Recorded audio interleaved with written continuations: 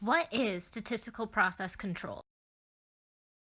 Statistical process control, or SPC, is used in engineering as a way to measure and control the quality of products during the manufacturing process.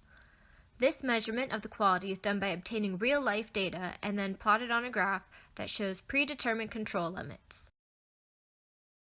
To further discuss SPC, the control limit chart is used to track production, parts, or timelines, so if any errors come up, engineers are able to quickly fix the problem and thus save time and money. For example, a quality or manufacturing engineer can either track one part or a production of parts, where they are able to track defects and other issues that might create a part to become late. The manufacturing or quality engineers create ahead of time a timeline that they believe a part should be done by. This will then create a baseline for the upper control limit, known as the UCL, the lower control limit, known as the LCL, and a rough estimate mean. As data and production moves to actually take place, these engineers are monitoring the current data to the estimated data. This becomes helpful because should an issue arise, the manufacturing engineers can identify the issue and recommend a new course of action.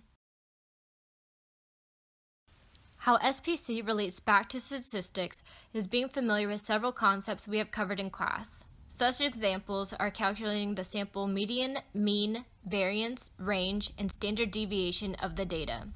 In addition to understanding these equations, they provide us with data that we can use when creating the control chart. Additionally, we can also use run charts, frequency distribution tables, stem and leaf plots, and scatter plots to easily track the data and visually see if there are any outliers in the distribution. Let's put this concept to the test. Say we are working on creating a plane. The designers have just finished and gotten the design signed off by everyone, and now it gets moved to manufacturing. The manufacturers receive the design and get to work. While they are working, there are engineers and others out there monitoring the process and constantly collecting data to make sure if any issues come up, they can quickly sort it out. This is where the control chart comes into play and the reason for knowing how to calculate and interpret the data. Overall, SPC is an extremely useful tool in the engineering world. Through the use of statistics, engineers are able to use this process to save time and money on projects since they are able to efficiently monitor the production and save themselves from having to scrap parts and start again.